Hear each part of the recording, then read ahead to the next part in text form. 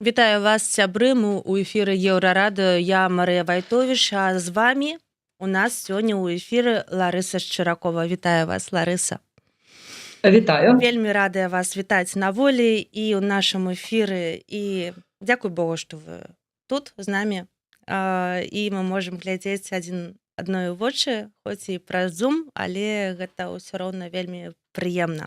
Больш за 3 гады былая журналістка правяла за кратамі, а ў верасні гэтага года апынулася сярод 52 палітвязняў, якіх адправілі ў Літву пасля здзелкі Лукашэнкі і Трампа.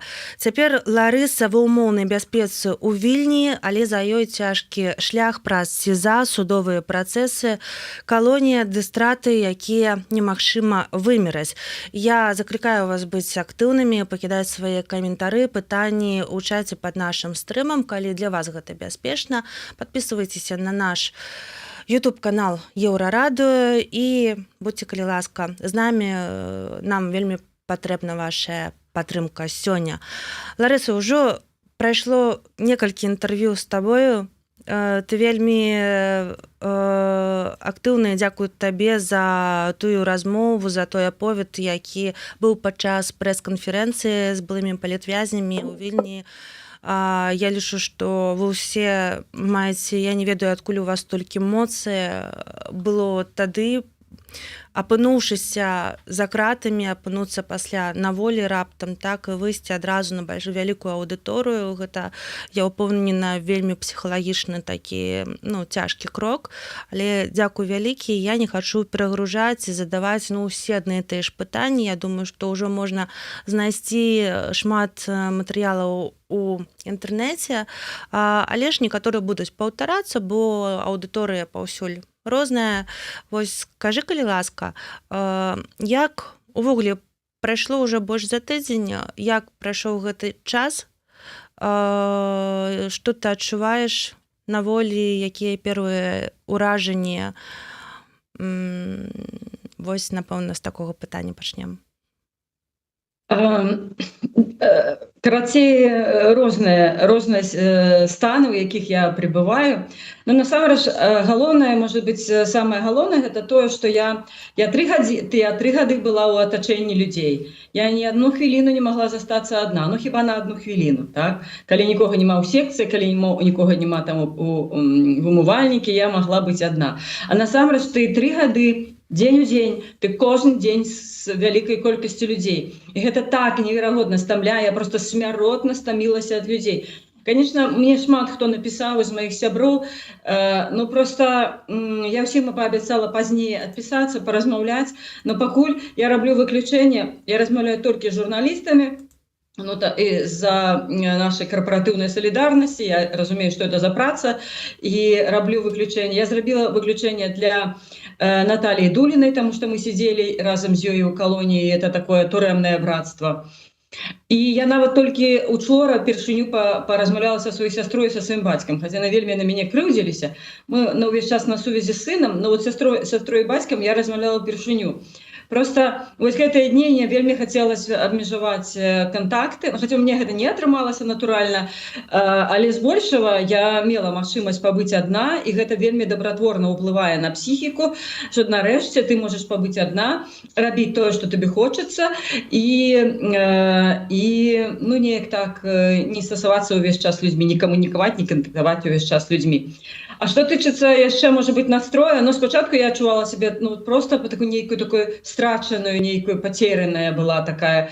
Просто, я не ведаю, я хожу по вуліцах, а я просто шапаголік, я вельмі люблю апранацца, перапранацца і так далее. Любіла раней. І у меня ніякіх пазываў няма зайсці ў краму нешта купіць сабе. Просто я разумею, што меня это не цікавіць. Потым неяк так сустракаліся недавно з жанчынай, са шведскай журналісткай, маёй сяброўкай. І яна ўвесь час там фотаграфуе, якія-то селфі робіць, а я не магу зразумець, навошта эти селфі. То есть у меня, калі я была на волі 3 гады назад, я сама любіла посціць у Facebook, там без памяці всялякія посты. А зараз, думаю, раз фоткались, ды хопіць, сколькі можна фоткацца. Неяк такое, гэта такое ідзе, такое, ведаеш, адаптацыя. спачатку была адаптацыя да турмы, потом да калоніі, а цяпер адаптацыя да волі, але яна праходзіць даволі паспяхова, і я думаю, што хутка, ну, многія кажуць, што я ўжо і выглядаць стала нашмат лепей, таму што першы стрэс был у меня гэта дэпартацыя, а другі стрэс был, як я выглядаю на фотках. Ага. Ну, это прям стресс. Жанчына, которая заўжды падабалася сабе, ну, то есть я сабе заўжды падабалася, якая была pretty cute і так далей. І раптам я бачу на фотаздымках что-то такое старое, змучанае, какое змянчонае. То бок я вельмі засмуцілася за гэтых здымкаў, нічога не глядзела, потому что я просто не могла прыняць сябе такой, як я ёсць. Ну, сябры кажуць, што ўжо ўсё, дынаміка добрая, я ўжо пачала там нешта такое па дагляду за скурай купіла, уже разарылася, купіла, хаця кошты тут вельмі высокія ў параўнанні з Беларусі, да этого таксама трэба прызвычаівацца яшчэ. Но тот факт, што, ну, для мяне это важно, я там всяких масак накупіла, і я зараз актыўна хачу неяк так якісь касметалагічная працэдура нават запісалась, вырашыла, разаруся. Ну, каб адчуваць себя ўжо лепш, каб не быць такой вось, якой я была ў першыя дні на першых фотках. Я памятаю, што у адным з інтэрв'ю ты сказала, што падчас таго, як ты была ў калоніі, табе хацелася быць міласэрнай, і вось у бок таго, што ты кажаш сёння наконт таго, як ты выглядаеш, ці што цябе настолькі ідзе такая добрая энергетыка, што, ну, не ведаю. Я наадварот увесь час кажу, якая яна прыгожая. Вось. А наконт фотаздымку, дарэчы, хто не ведае, Ларыса да яшчэ таго, як яе пасадзілі, рабіла вельмі цудоўныя фотасесіі, такія ў беларускіх строях, там беларускія дзяўчыны, жанчыны таксама фатаграфавалася ў гэтых строях. Вось, больш за таго, вось гэта розныя здымкі прывабілі наш губазік. Вось, яны пасля зрабілі Ларысе такую рэкламу на Парнахабе. Гэта, ведаеш, конечно, гэта ўсё не тое, што мы ўжо смяемся, гэта такі чорны гумарочак. Вось, гэта вялікая, гэта ў прынцыпе трагедыя, што яны там робяць, але праз нейкі час можна пасмяяцца з такой тупасці, напэўна. Ведаеш, ну, эта гісторыя вельмі старажытная, насамрэч. Может быть, чтобы я не хочу быць неправильно зразумелай, как бы гісторыя са змяшчэннем гэтых фоток, ну, я не памятаю, что был порно-сайт, может, это был как сайт інтым знаёмств, я ж так не выясняла. Вось, ты разумееш, как бы, это вельмі старажытная гісторыя. Кампутер забрали ў 11-м годзе, а это, відаць, яны выклалі ў 12-м годзе. Але яны потом некалькі ўражаев збіралі з этого поля, і яны гэтыя фоткі там яшчэ 12 разоў кудысьці там выставлялі, хаця яны былі ўжо старажытныя, і мои сябры нават жартаваліся, Ларыса, может, ты што свежае ўжо для нас здымеш, да выкладзеш, щоб мы ўжо палюбаваліся табой. Ну, это былі жарты, вядома. То бок, ну, это даволі старая гісторыя, чтобы просто слухачы, якія глядзелі гэта інтэрв'ю з Настай Роўдай, каб яны усведамлялі, што гэта вельмі старая гісторыя. Але ж ты любіш фатаграфаваць, так? Я фатаграфаваць или фатаграфавацца? Фатаграфаваць. Ну так, і я таксама хочу попросіць праз ваш канал, запросіць людзей, каб яны подписываліся на мой в інстаграме. Ну, у меня нема да яго доступу пакуль, але мне будзе прыемна, калі вы подпишетесь на мой канал Лариса Гомелет на фотосесіі, тому что у меня там было, калі я садала, было 3500 чалавек, зараз там 2,5, ну, відаць, людзі подписываліся, ну, мне будзе прыемна, калі вы зноў подпишетеся. Магчыма, у меня будзе магчымасць вярнуцца да гэтага. Я ну, хочу вярнуцца да таго, што я рабіла, таму што я шчыры аматар этнаграфіі, фальклору. Я была сябрам арганізацыі Талака, ну і з'яўляюся ёй дагэтуль, таму што гэта афіцыйная ліквідацыя ў 21 годзе, ну, нічога не азначае, таму што ўсё роўна я засталася талакоўкай, я засталася аматарам народнай культуры, фальклору, там всіх накірункаў. Вось. І, конечно, может быть, гэта, вот, тое, што я занялася тады этнафотасетамі, мне до такой ступені гэта натхніла, мне до такой ступені падабалася то, што я раблю. Хаця я зараз гляджу на этой фоткі, яны, конечно, вельмі, як арт-фотаграфіі, яны вельмі слабыя.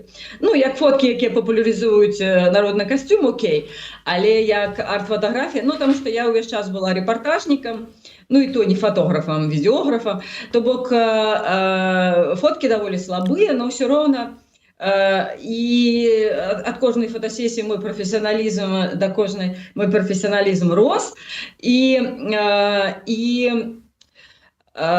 конечно, гэта был адзін з фактараў, чаму я не з'ехала, адзін з чыннікаў, чаму я не з'ехала, тому што мне вельмі падабалася гэтым займацца. Я зразумела, што я знайшла вот тое, што мне па сэрцу, тое, што меня натхняе. Это прибівала страх, ну, тому што страх гэты натуральна быў. Вось, і на 70% была ўпэўнена, што мяне арыштуюць. Вот. Но все равно то, что я поступила в университет на психологию, на магистратуру, и то, что я начала заниматься этнофотосетами, это для меня были, не глядячи на постоянность опасений арешту, это были самые счастливые часы в моем жизни, вот это 5 месяцев. Ну, не самые натурально, но это были вельми счастливые часы у моей жизни. Ларыса, скажи, калі ласка, ось зараз такого позитивного мы на нейкі час вернемся, прабач, у калонію. Твой досвід як ты вучылася на псіхолага, так? І тое, што ты фатаграфавала, ты была журналістка, рэпартажніца, былых не бывае насамрэч упэўнена. Калі ты была за кратамі, ці былі такія моманты, ты так яскрава апісваеш некаторых жанчын, з якімі ты сустракалася там, ці былі нейкія моманты, якія б табе хацелася проста зрабіць адразу нейкі партрэт, каб адлюстраваць і паказаць, што ў гэтых калоніях адбываецца. Вось можаш узгадаць нейкія такія, як візуальныя, што б ты візуалізавала там? Насамрэч, я люблю людзей, я не ведаю, як гэта гучыць. Мне цікавы людзі, потому что есть такое меркаванне, и там многие люди не цікавятся. То есть люди, ну, хутчэй все это депривированные люди, якія самі не атрымлівалі там ни ў дзяцінстве, ни ў сталым узросце, не атрымлівалі каких-то добрых эмоцый, там их никто не любил, не поважал и так далее.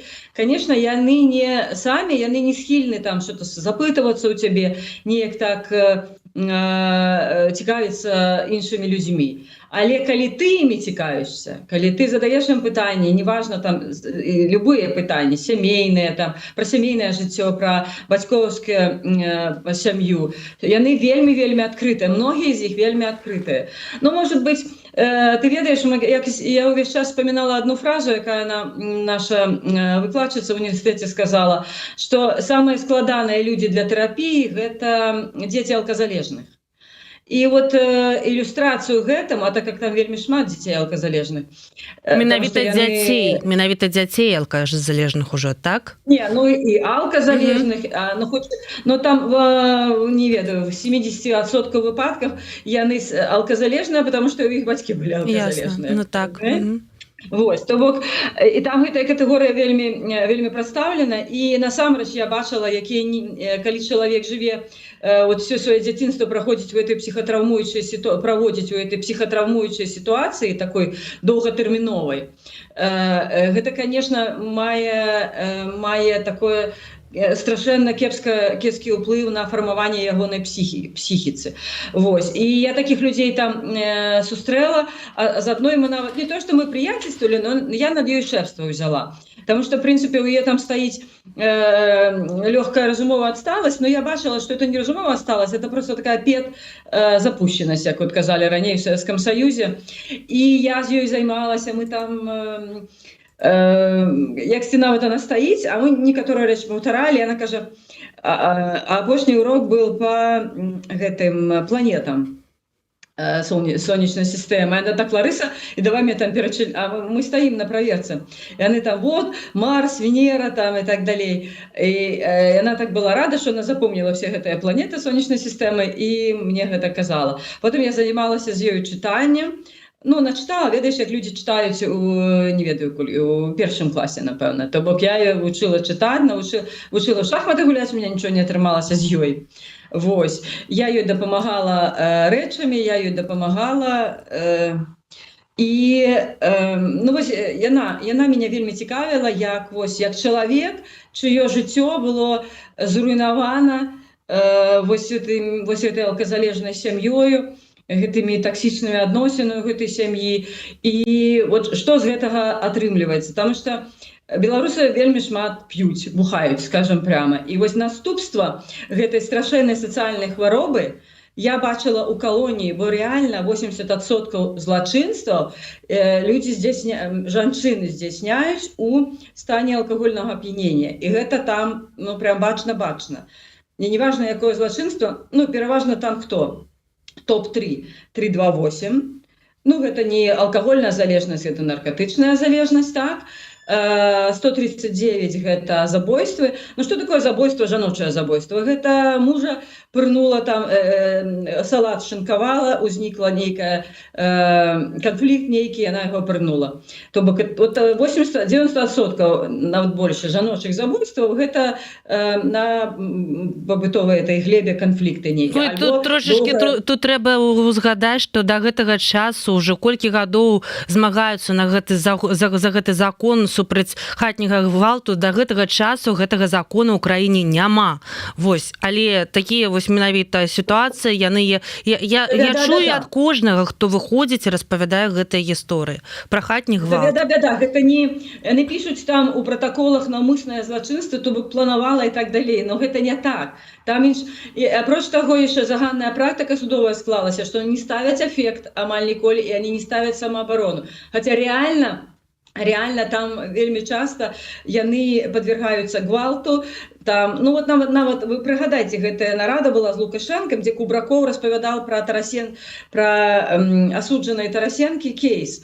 І сказаў, што перад тым, як яна яго забіла, ён ей галаву разбіў, гэты муж, так? І сам Лукашенко кажа, так чаго вы яго пасадзілі? Так от цікава, чаго іх садзяць?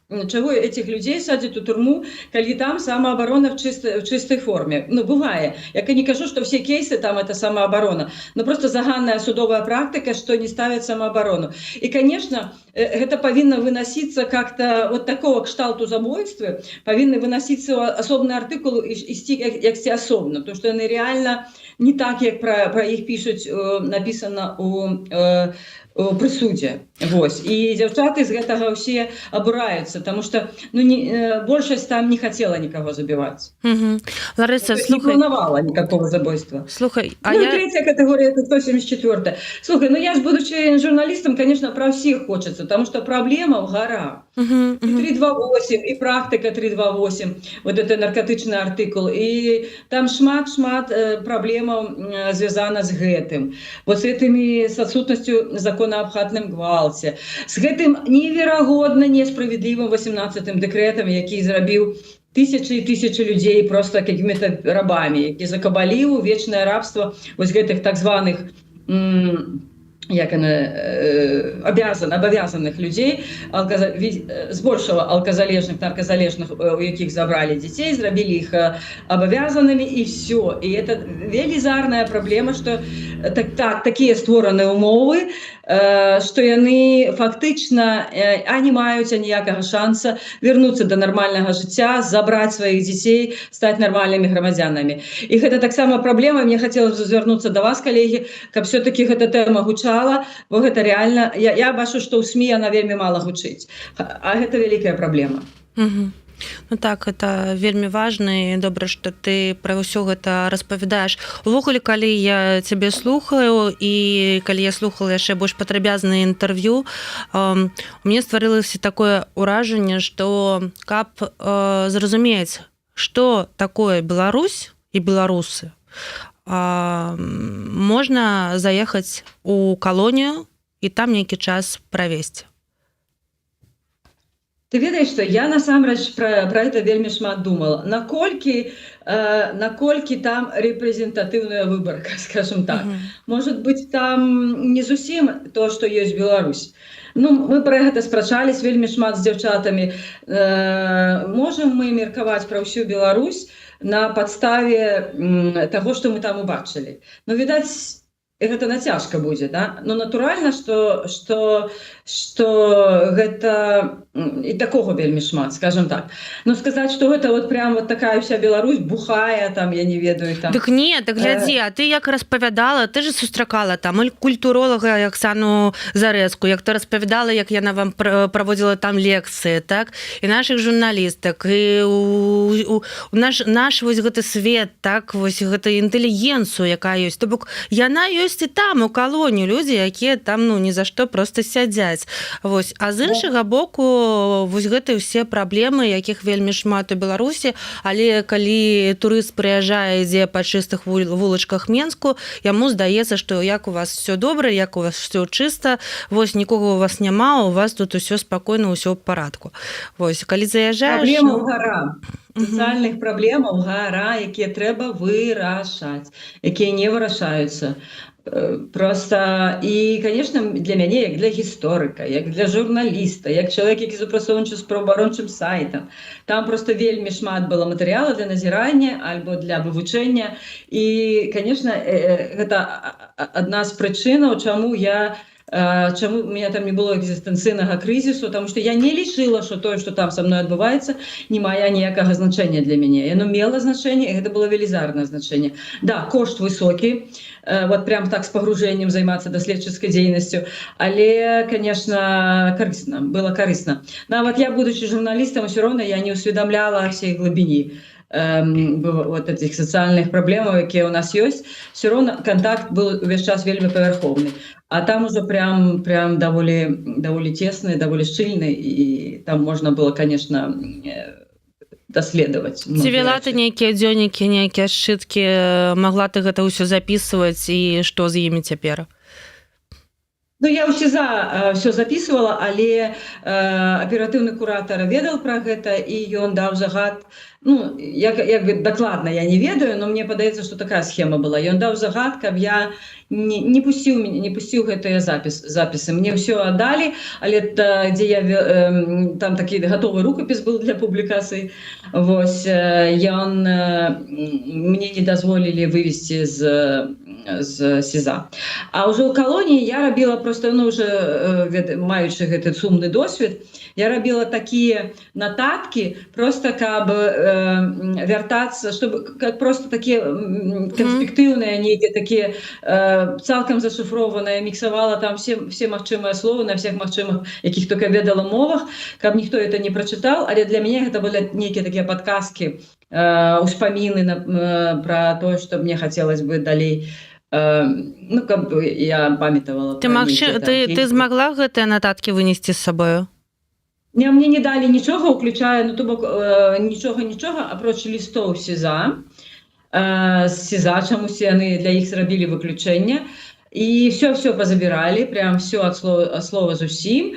І нават фотаздымкі, у меня было такі 100 фотаздымкаў, там больш за 100, і нават іх мне не вернулі, я не разумею чаму. Нарэшце, ты, калі вас перавозілі, ты спрабавала удакладніць, што у вас цяпер за статус? Не, бо ты 3 гады прызвычаешся падпарадкоўвацца, не задаваць лішніх пытанняў, вось, тым больш, ну, все было так непэўна, ну, мы ўжо ведалі, ўжо была практыка вывазу Краснянскай і Дулінай, так, Наташы, то бок мы ведалі, што будуць какие-то мяхі, ну, правда, мы вельмі не хацелі ніякіх мяхоў, но просто ўжо вядома было, як это все адбываецца, ну, збольшага так, як это все адбываецца, і ну, нам дали якую информацию, мы с КДБ, вы под нашей юрисдикцией, ну, может быть, он не такое слово сказал, но мається на увазі, зрозуміло, що мається на увазі, і, ну, якби там ніяких же контактів не було, запитали тільки, що, чи хочемо чого, я кажу, дуже хочу піць, вони нас напоїли, хочемо прибиральню сводили, ну, мається, не сводили, а у лісі спинилися. И мне дали пледика, потому что я хотела поспать, была бессонная ночь перед гэтым. Вось. Не, ничего не размовляли. Адзінае, яны сказали, что пакуль вы ў статусе асуджаных, и гэта, успрымайце гэта як нейкае канваіраванне, так? Ну, а потым вы будете иметь іншы статус. Вот не, ну, это не докладная цитата. А ты писала памілванне? Писала прошение о памілванні? У дзень, калі у дзень напярэдадні, да. Ага. Потому что, ну, в принципе, ситуация была такая, что я вину не признавала, ну, не падчас суду, не ў калоніі, но там так, ведаеш, пачаўся паміловачны движ, так? Не, калі у меня запытываліся, аператыўнікі запытываліся ў калоніі, ці збіраецеся вы прызнаваць віну? Я казала так: як толькі пачнецца паміловачны движ, я прызнаю віну, ну, каб мець магчымасць у гэтым движы у гэтым варушняку паўдзельнічаць. І так это і здарылася. Як толькі з 3 ліпеня 24 года пачаўся паміловачны вот гэты працэс, у выніку якога за 5 месяцаў выйшла 65 чалавек з нашай калоніі, ну, тады я ўжо згадзілася. Прыйшоў да мяне супрацоўнік і даў мне падпісаць эту віну. Вось. А потым же там же прыязджалі эти купцы, ну, супрацоўнікі этого губазіка, якія прапаноўвалі дзяўчатам, кагосьці выклікалі, па якому прынцыпу я не ведаю, таму што, ну, как тэрміны розныя былі, і з большымі тэрмінамі, чым у мяне, і іх выклікалі, мяне не. Ну, я подумала, што, відаць, журналісты пойдуць апошнімі. Вось. І мяне ні разу не выклікалі, не прапановвалі, і толькі ў сераду, вось напярэдадні вызвалення, я напісала пад дыктоўку гэта прашэнне аб памілаванні на імя Лукашэнкі. То бок прашэнні яны прынялі, але статус, у якім вы статусе, вам дакладна не сказалі, так? Бо з памілаваннямі так зразумела, што так не абыходзіцца, так? Павінна быць альтэрнатыва, там, ці застацца на радзіме, ці паехаць, ну... Акурат перад тым, як я напісала гэта прашэнне, я падзялілася з аператыўнікам сваімі апасеннямі, што, может быть, я еще нічога не ведала пра магчымае вызваленне, ну, просто я сказала, што мне вельмі не спадабалася цытата Лукашэнкі, дзе ён сказаў: нават калі яны будуць памілаваны, ну, это не дакладная цытата, але сэнс такі: нават калі яны будуць памілаваны, мне яны тут не патрэбны. Вот, вось, калі эта фраза прагучала, яна мяне вельмі засмуціла. Я ўвесь час з дзяўчатамі спрабавала это абмеркаваць, таму што она вельмі-вельмі меня засмуціла, і адразу я пачала падазраваць, што гэта можа быць высылка для мяне, што мяне не адпусцяць.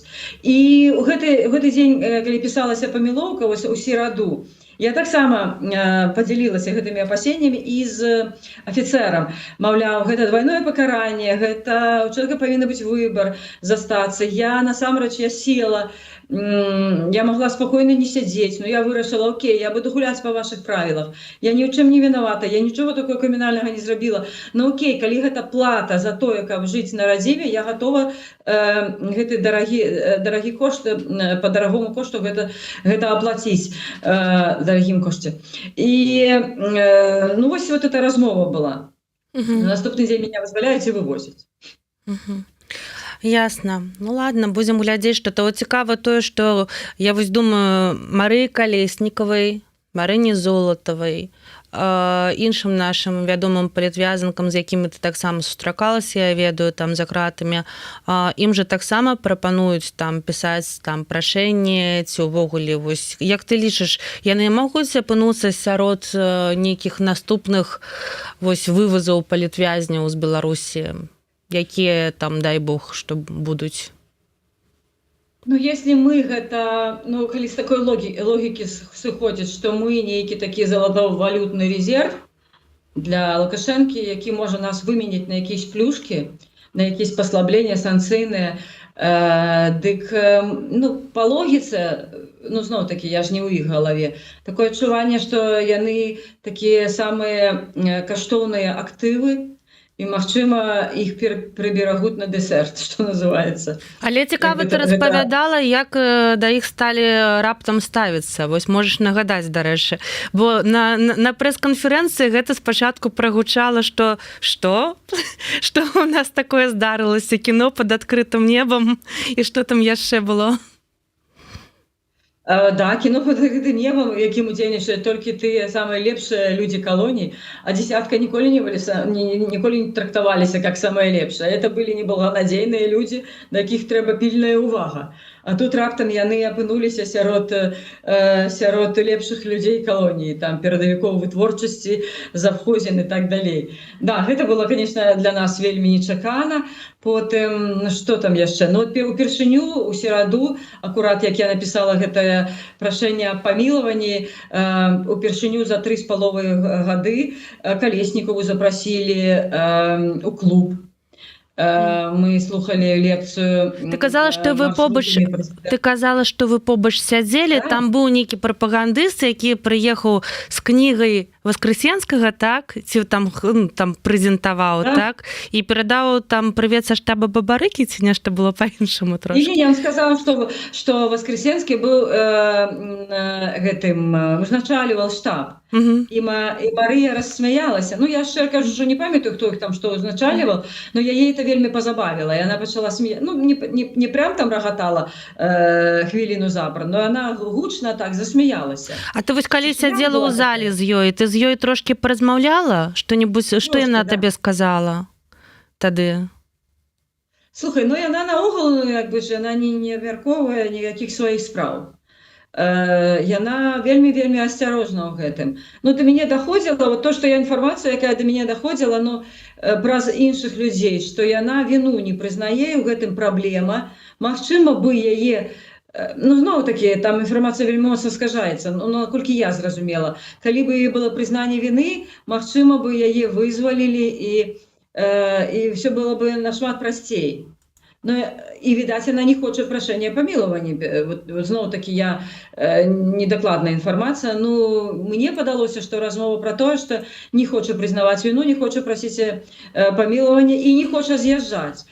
Таму што я чула там, зноў-такі, праз якіясьці бабы кажуць, што называецца, як у нас гэта казалі, нібыта са спасылкай на яе перадавалі ейнае выказванне, што, маўляў, я для вас, я не хочу з'язджаць, і наогул я для вас там, за мяжой, больш небяспечная, чым тут, у Беларусі. Вот, а тое, што яна табе сказала падчас гэтай сустрэчы, ты не памятаеш, ці ты не хацела б казаць? Не, я памятаю, но это были такие, ведаеце, размовы ни про что.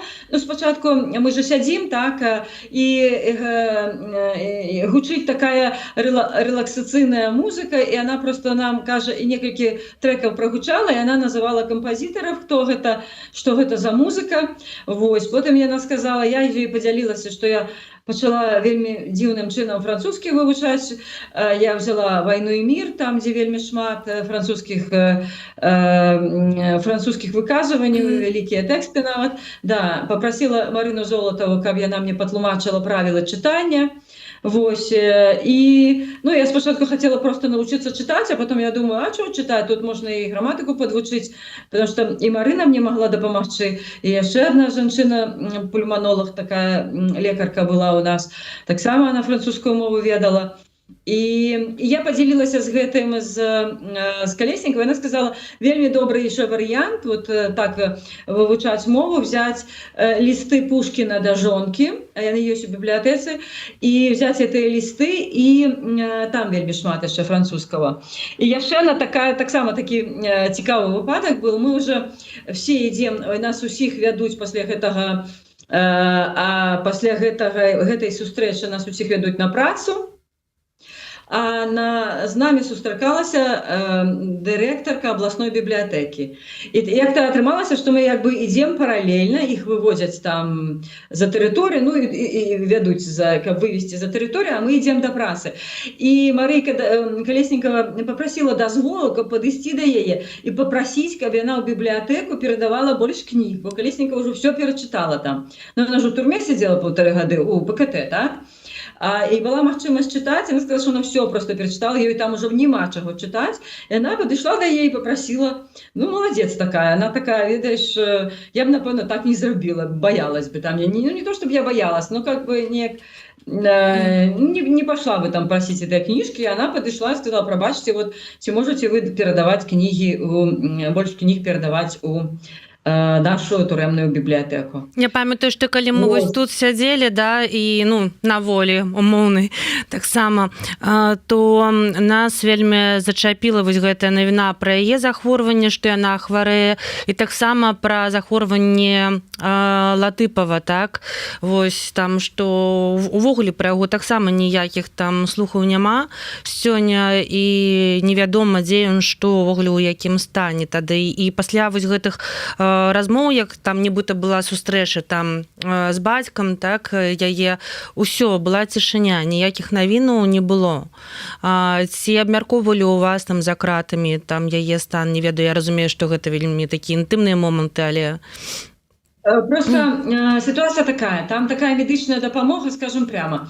Там лекі беларускія толькі, но мы ведаем, што не все беларускія лекі, асабліва калі размова ідзе пра сур'ёзныя хранічныя хваробы, яны не все эфектыўныя. Ну што греха таіць, конечно, імпартныя лекі нашмат больш эфектыўныя. Там былі людзі, якія тоннамі пілі гэтыя пігулкі для снижэння, напрыклад, гіпертонікі, якія пілі пігулкі для нармалізацыі ціску, і ім нічога это не дапамагала. У той час, як на волі, яны пілі маленечкую такую пігулачку раз у дзень, была цудоўная, замежную, імпартную, і нармалізавалі адразу гэты ціск.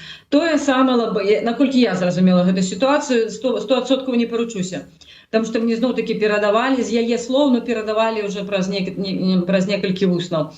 І ёй проста яна хацела атрымаць пігулкі, якія эфектыўныя. Вот у нее праблема былі, сур'ёзная праблема пасля язвы гэтай.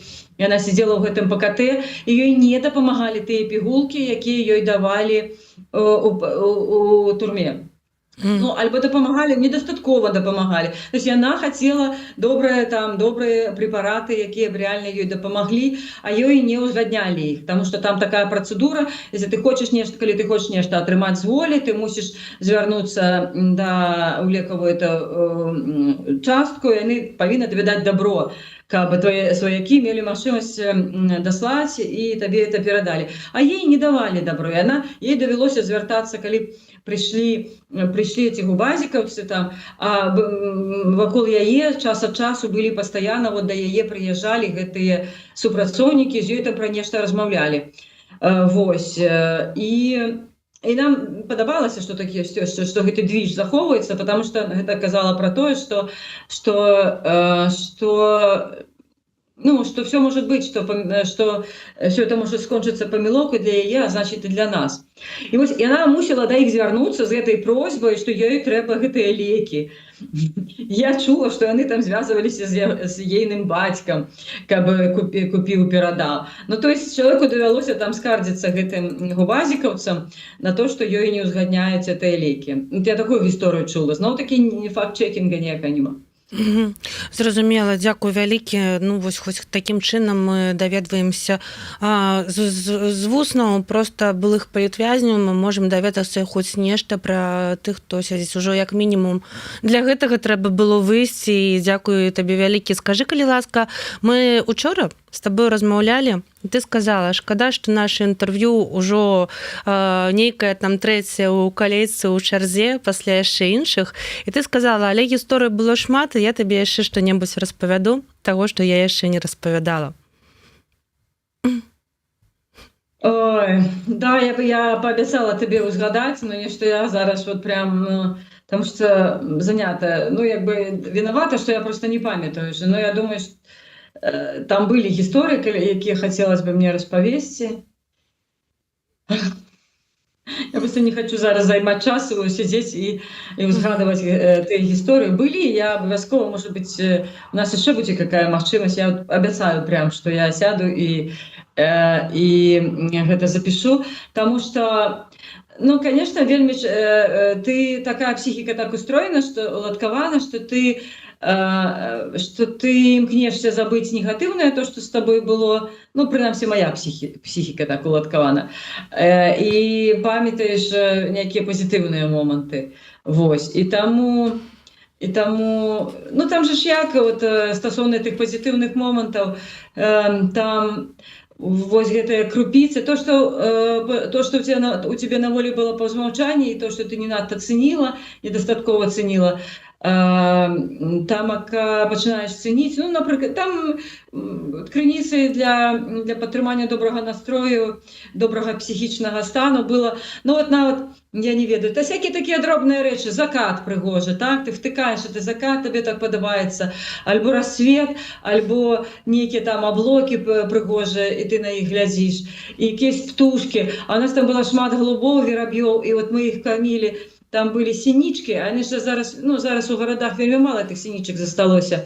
И вот я упершыню наогул з руки кормила ту синичку, там, ну, правда, яны не любили белый хлеб, Яны былі такія закормленыя ў нас, і ім давай там арэшкі нейкія. І вось я брала гэтыя арэшкі, вот так вот ставила далонь, вось, і яны прыляталі, елі ў мяне з рукі. Такія былі сітуацыі. Потым, ну, просто, нават просто назіраць. Там былі кошкі, каты. Вось, ну, я не вялікі аматар этих котоў. Мне цікава было назіраць за прыродай, за птушкамі. Яны там, напрыклад, ну, такая милота, я их кормила, например, там со столовки тягала хлеб. Конечно, это забаронено робить. Ну, многие там некие там кавалочек хлеба выносили, как кормить этих птушек. Потому что, ну, для психики это на самом деле вельми добро. Когда у тебя есть возможность вот докранаться до этой природы, неяк так контактовать с этими птушками. И я глядела, например, некая калюга, так, пройшов дождь, калюга, и они начинают там мыться в этих калюгах. Это невероятная милота. Это на все это глядишь, прям, тебе так это приємно робиться на душі. Вось, что еще? Ну, ось ти спробувала просто знаходити такі крупиці нічого такого, щоб можна було ось отримати задовольнення, порадуватися. І, ну, натурально, хто іще, тот всегда знайде, що називається. Вось. Ларыса, скажы, калі ласка, вось вельмі турбаваліся, знаем гісторыю наконт сына, так, ведаем, што ён цябе чакаў і што там былы бацька там падключыўся нейкі час, так, і падтрымаў сястра. Вось, дзякуй Богу, што цябе твоё асяроддзе гэта такія вось людзі чуллівыя, якія маглі дапамагчы. Ці вы яшчэ ж не бачыліся, так? Вы яшчэ толькі размаўлялі па тэлефону? Ой, пробач, я хочу вернуться до попередних. Я вспомнила одну историю, здається, я еще ее не озвучивала. Ну, давай. Давай спочатку про сына, да, про сына, и после вернемся. Сын что теперь с сыном? Так, что с сыном? Ну, что с сыном, коли он есть магчымасць?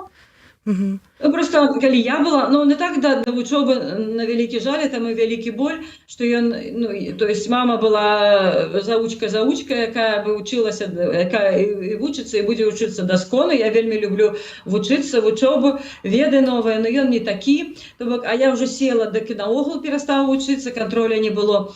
І ён ледзьве скончыў гэтую школу, поступіў, ну, яго туды упихнули, так сказать, у эту гандлёвую вучэльню, хаця ён да гандлёвай справы ніякага не мае здольнасцяў, задаткаў. Вось. І ён скончыў, быў на практыцы, казаў, што яму маральна вельмі цяжка. Ну, ведаеш, это калектывы, всякие эти гандлёвыя, там, тёткі 50+, мат-перамат, там, і так далей. Вось. І, ну, а просто яго праца такая, ведаеш, нецікавая, скажем прямо. Вось. Ён мне писал: мамочка, у меня такое осведомление, что моя молодость проходит дарма, что тут это все так нецікава, все такая одностайная праца, такі дзень сурка і так далей. Ну, акурат тады яшчэ быў фасовшчыкам. Я яму падчас размовы там сказала, что, ну, я ж табе, сыночка, казала, вучыся, інакш будзеш фасовшчыкам. Ён кажа: не, мамочка, ты сказала, что я буду уборщиком. Ну, я кажу, какая розница, это все низкостатусная праца. Я трошки припиню, глядзі, я трошки припиню, бо у нас зусім там некалькі хвілінак засталося, так? Скажы, ёсць у яго якія думкі? Заставацца ў Беларусі ці хацеў бы з'ехаць? Ці не размаўлялі, ці няма магчымасці пакуль? Ён атрымліваў стыпендыю, ён мусіць адпрацаваць год у краме і альбо плаціць грошы. І, відаць, хай ён адпрацуе уже этот год, это не так шмат. Но мне хочется, каб он у госці да мяне прыехаў, а уже, может быть, калі з'язджаць, то ўжо лепш, конечно, пасля гэтага. І апроч таго, яго толькі адтэрміноўка ад войска, і трэба, відаць, пачакаць, ну, паўгады, год, калі ён будзе камісаваны. Я ў гэтым упэўнена, у яго там праблема са стапою, такое кепскае пласкастопие, скажем прямо. Вось. І, ну, такім чынам я зараз працую ў краме, атрымлівае 200, ну, на евро 200 евро атрымлівае. І, конечно, маці тут, ён там. Мне бы хотелось, конечно, каб раз в год он до мяне прыехаў. ну, як бы на стала, каб вучыцца тут працаваць. Спадзяюся, што будзе такая магчымасць. Давай вельмі каротенька тую гісторыю, якую ты хацела распавесці. Ну, і здаецца, я нікому это не спавядала. Як я пацярпела за ЛГБТ. Ого, і ты? Ну, как бы, конечно, я демократ, ЛГБТ, ничего страшного. Ну, короче, я была удзельнікам дыскусіі, у нашем отряде адбывалася, начальница была модератором, и эта тема была про семью. И тут, не ведаю, який чорт меня понес на эти галеры, я встаю и кажу, что семья — это не только и женщина, и мужчина, это может быть и женщина, женщина, мужчина, мужчина, и люди не павінны быць дыскрымінаваны по гэтай прыкмеце, и они павінны мець магчымасць уступать у шлюбы, ну, короче, я не ведаю. Ну, ведаючи, как бы это нормальный нарратив, но просто ведаючи вот это гомофобские наши колонии, ну, чомусь у меня нечто перамкнуло. Я не навмысно хотела так зробить, но наша отрядница, и она просто была, она у жаху была от гэтых промоў, и она такая недосведченная модератор была, и она, может быть, дала мне на целую там хвилину, типа, полторы выказываться, и только потом она таким плачущим голосом сказала: что вы такое говорите, там, сядайте. Вот. И меня потом покарали, дежурство призначили, а потом меня перевели. Или я уже распавядала в эту историю. Но просто мне смешно было, что я потерпела как бы за ЛГБТ. Вот. И я думаю, что ЛГБТ-активисты будут меня за это поважать, потому что я там в тым ліку и казала про их правы.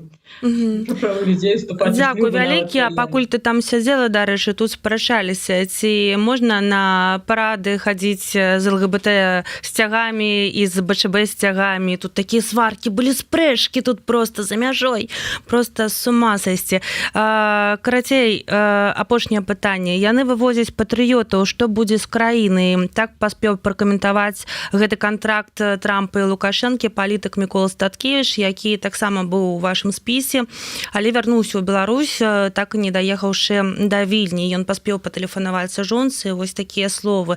Як ты лічыш, ці можна ўвогуле за кратамі захаваць адчуванне патрыятызму, любові да сваёй краіны? І, канешне, можна, я думаю, так. Але ўсё ж такі, ці можна заставацца патрыётамі і за кратамі, і за мяжой? Конечно.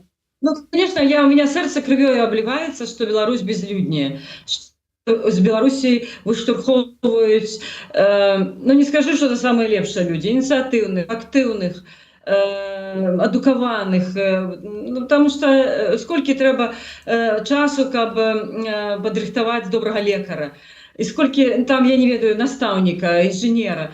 Но это просто крывя з вышэй, што гэтыя людзі апынуліся незапатрабаваныя, што яны іх проста выштурхоўваюць, іх садзяць, а потом яны змушаны з'язджаць, альбо просто яны маюць апасенні, яны не адчуваюць сябе ў бяспецы, яны самі прымаюць рашэнне з'язджаць. Айцішнікі, но это просто пазбаўляць краіну будучыні, потому что нема развіцця, нема заможнага жыцця, нема нічога, калі ў краіне нема мазгоў, калі мазгі уцякаюць з вялікай хуткасцю. Просто гэта боль вот для мяне, што столько людей, моих знаёмых, выдатных, классных грамадзянаў, якія павінны былі бы на добры лад працаваць і умацоўваць Беларусь і яе служыць Беларусі, там рабіць все, что от іх залежыць. Ну, в сэнсе служыць сваёй, ну как служыць, я неправильно выказываюсь, быць карысным сваёй краіне, і яны вымушаны зараз жыць за мяжою і тут становіцца грамадзянамі іншай краіны у той час, як наша краіна безлюднее. Ну, просто, ну, это боль для мяне. Вот просто, а застацца патрыётам можна паўсюль. Это немагчыма, это опцию немагчыма выключыць, что ты вот патрыёт, а потом ты з'ехал у Литву, націснуў на кнопочку выключыць і выключыў. Нет. Ну, нет, все равно. Вот я цалкам сфарміраваны чалавек с цалкам сфарміраванымі каштоўнасцямі. Просто для меня немагчыма. Я там была патрыётам, размаўляла по-беларуску, я папулярызавала мову, і і была патрыётам Беларусі і там, і на волі, і тут. Конечно, быць беларусам у Літве не так-то лёгка. Ці ў Польшчы, ці ў Францыі, ці ў Нямецчыне. Натуральна, это надзвычай цяжка, але няма нічога немагчымага, тым больш у час этих сучасных тэхналогій, калі мы з табой сядзім і размаўляем. Галоўнае мець гэтую сувязь, яна ёсць у беларусаў на розных кантынентаў, у розных краінах, так, і паміж намі ўсімі. Дзякую вам вялікі.